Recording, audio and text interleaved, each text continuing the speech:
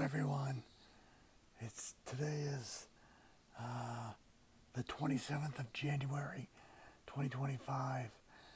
I have been released from the hospital. I am back in Concord and resting. I'm super tired. It's been one hell of a week. A lot of people have been messaging me and calling me, and I just want to first off say thank you so much for all the reaching out and stuff like that. It's been overwhelming. I literally had to just turn off my phone for a couple of days because I just couldn't keep up. It just kept ringing. So I just catch everyone up if you're wondering what I'm talking about. Just recap real quick. Back around Thanksgiving, I was diagnosed with stage 4 lung cancer, a very rare version, an aggressive version called ALK positive lung cancer, and it has spread. Stage 4, it's spread through my entire body, and it's causing issues with many parts of my body, including my voice, which is why I sound like this. I'm on a special treatment, a trial called VLOG7. This is something that is not on the market, but it's pretty amazing. And in my trial, I've been on it since December something. And when we did our check-in at the beginning of January, it brought my cancer down to like 40. It brought my cancer down by 43% or something crazy. So this new drug is incredible. Anyways, that's just kind of a recap. If you want to know more, please go watch my previous video about that. So everyone asking how I'm doing, I'm feeling really good right now. I'm extremely tired. It has been a very long week, and my voice is a little bit, it's not as bad now, but it was a lot worse over the last few days. So last weekend, we had a weekend plan with my son Elliot. He was going to come down to Concord, and we were going to do a lot of fun stuff. And unfortunately, I got really sick. We are not sure yet what the cause was. We're still waiting on test results. But I got real sick, similar to like the flu, to the point where I was really achy. I was kind of not feeling well. I had a fever. My body was just crashing on me.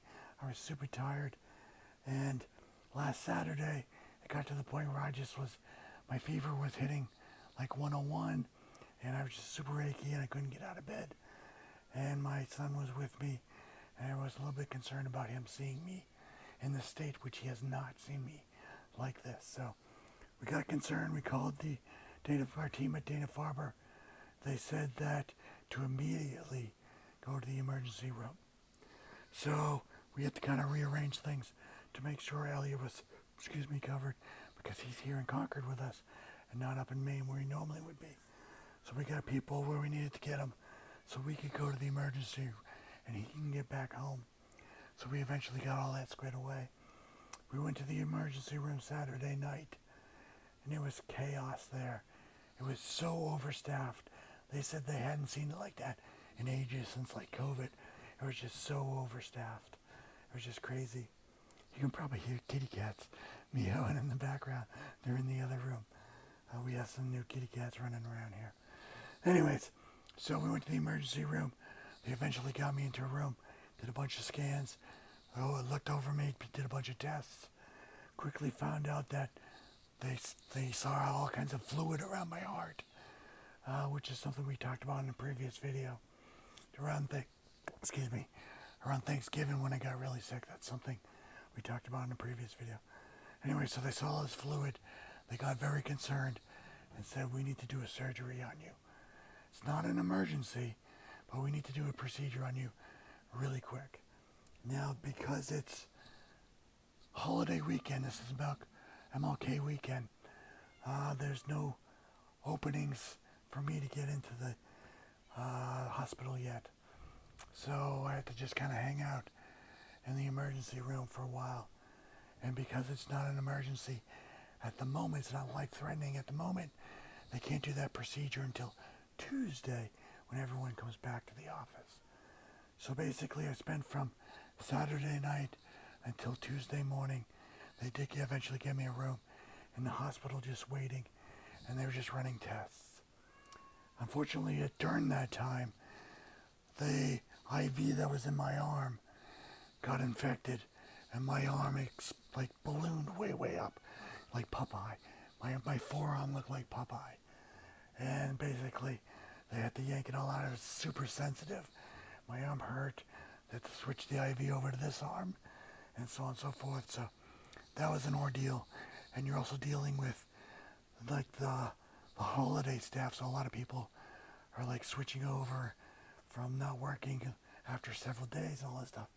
So there's a lot of juggling around and a lot of maybe person A not talking to person B as much as they need to, because it was just so many people, overstaffed, staff constantly understaffed, all that stuff. So it was kind of like just nonstop chaos.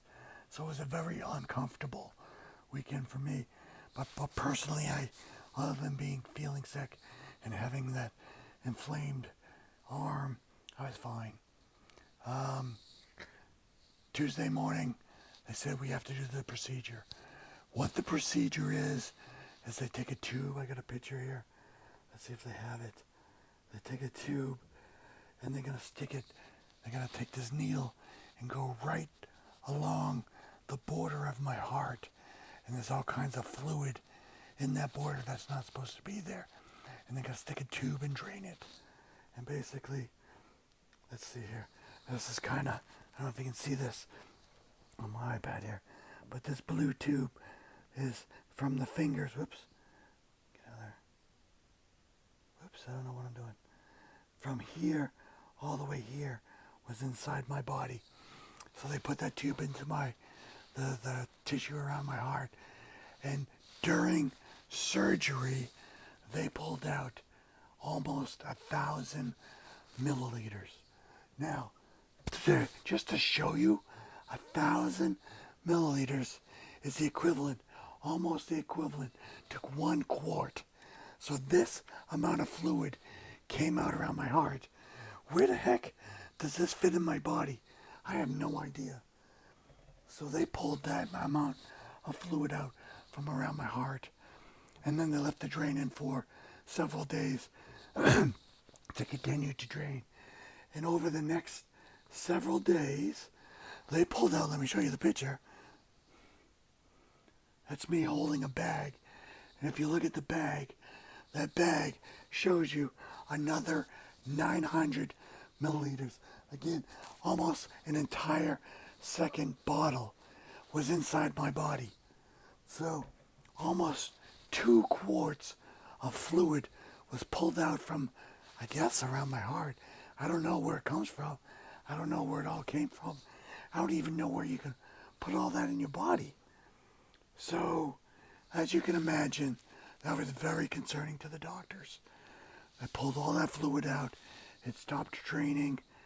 Like, I had that tube in my body.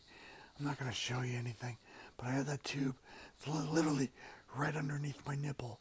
I have this tube coming out, going to that bag that I had to carry around with me every day, all day, for like 4 days, until it stopped flowing.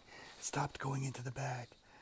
And then on day 3, so that would have been, the procedure was on Tuesday morning, and then Saturday morning. So Tuesday, Wednesday, Thursday, Friday. So yeah, at least 4 to 5 days I had to carry that bag around with a tube. And then on Friday, pretty much I went the whole day with just a little bit in the bag. And they took the bag off Saturday, pulled the tube out Saturday. So to pull the tube out, what they do is there's a little suture right there. They undo that, and they say, and blow. That's how I'm supposed to blow out, like I'm blowing out a birthday candle. It's like, I'll blow. And he goes, and he pulls the tube out as I'm blowing. Literally did not hurt, but that is the weirdest feeling. Hope I never feel it again. That is the weirdest feeling. So anyway, so that's where I've been for the last week. I just got home late Sunday night. It's now Monday, the 27th, and I'm just super tired. I didn't get any sleep. As you know, if you spend multiple nights at the hotel, at the hospital, it is very difficult to sleep because they're constantly coming in, checking your vitals, drawing your blood, taking samples, whatever they need to do. So I'm super tired. I'm back. I go back to the Dana-Farber on Wednesday to see what my test results are. So they took samples of all that fluid and they send it out to see what is that fluid, what caused it, why was it in there, and is it going to come back? Stuff like that. We don't know any of those answers. So what's going to happen is it takes them at least a week to kind of grow that in a lab to get test results, and then we can sort of find out what exactly all that fluid was, where it came from, why it was there, and what causes it. So right now we just don't know. There's theories that it could be the cancer, it could be something else, who knows. So I don't really have any treatment for that until we know exactly what it is. I have some medication I have to take just to make sure I don't get any infections around the heart or anything like that. So that's my week. On top of that, it was very sad for me. We lost one of my most important heroes of my life, of my childhood growing up. And that is a musician by the name of John Sykes. I'm going to guess 95% of people won't know who John Sykes is. But growing up, he was one of the most important creative people in my life. And unfortunately, he passed away this week due to cancer.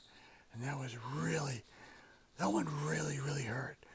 There's only been a couple of celebrity, iconish type of people in my life that have been like, wow, that was really important. Eddie Van Halen, someone like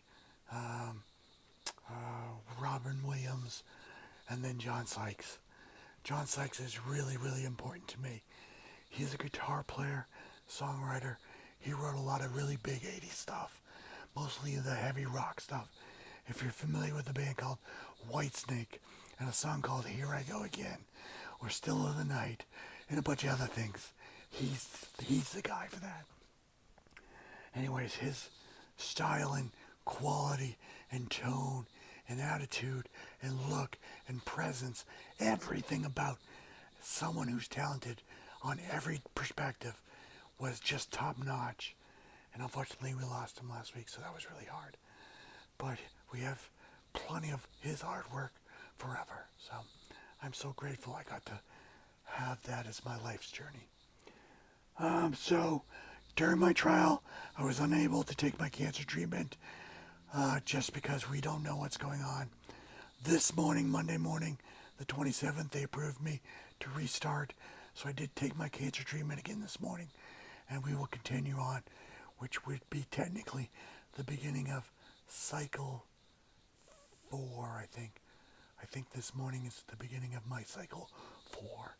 Each cycle has different meanings in how you take it and what your measurements are and stuff like that. Overall, how I'm feeling. Physically, I feel okay. I feel a little bit of soreness every so often here, but nothing major. I'm capable of walking around, moving around, stuff like that. I'm super tired. My voice was heavily impacted. My cough was very strong over the whole week I was in the hospital. So I felt like I was going backwards while I was in the hospital. Emotionally, mentally, I'd say for me, I feel fine mentally and emotionally. I'm positive. I'm right on track. The hardest thing for me was knowing that my son was there, watching me fall down through this. And he's fine. I don't think this really negative impacted him, but it was very stressful for me emotionally to be around him because I haven't been around him, and I want to make up for lost time. And unfortunately, it just didn't happen. So I'm fine. I'm good. Emotionally good, mentally good, physically good. So I'm all good. I'm just expressing to you that's what happened during that situation. So moving forward, here's the thing. If I get sick, it could be deadly, potentially. If I get sick, all that fluid could come back, potentially. We don't really know what it is, but being sick, getting the flu, getting COVID, all that stuff could be potentially life-threatening to me right now. So it kind of put things into perspective for me. I need to stop. I need to isolate myself when I have to. I need to make sure I take all my safety precautions. Going out in public, need to be masked. Need to wash my hands as much as possible. And I need to keep my distance from everyone. It is possible that if this was from a flu-like symptom or an infection, COVID-like thing, this could happen again. We'll find out more as we go. So I need to make sure I stay clear of all people who are sick the best I can. I wear a mask. If you are sick and you're around me, please wear a mask and wash your hands. The thing is about washing hands is you can do that all day long, but we all have to touch the same doorknobs and switches and all that stuff. So anyways, that is an overview of my last week. For everyone reaching out to me, thank you. Please keep reaching out. For everyone still donating to me. While I was in the hospital, I was still getting like crazy donations on the GoFundMe. It's just crazy. It's just, I have no words for that. That is just so incredible. I'm just so thankful for everyone. As you can see, this is going to be a continued journey of who knows what, and medical bills are just going to keep going up and down. So I really appreciate everyone who's helped in every way, whether it just be the positive vibes, the comments, the likes, donations, everything, phone calls, everything. The food donations, we've got some awesome food donations which really come in handy, especially honestly like a DoorDash. When I was in the hospital, I was very limited on food, so it was nice to have like a DoorDash every so often. So all that stuff was amazing. So again, thank you. I will probably do another video, hopefully after we get test results, maybe on Wednesday, Thursday, something like that. Maybe next weekend, we'll see. It's a longer video than I wanted it to be, but a lot happened, and there's a lot of stuff I actually skipped over. But for my voice, for time, and for everything else, I'm just going to keep it where we're at. Looks like it's at almost 18 minutes now, so that was like 8 minutes longer than I was expecting to go. Anyways, that's where we are. We're doing well. I thank you very much. I appreciate everybody. I love everybody. I did not feel the earthquake. If you're asking, I'm in Concord. I did not feel the earthquake this morning. Even everyone keeps asking. I did not. Okay, call in a day. I'm going to go take a nap. I will talk to you all soon.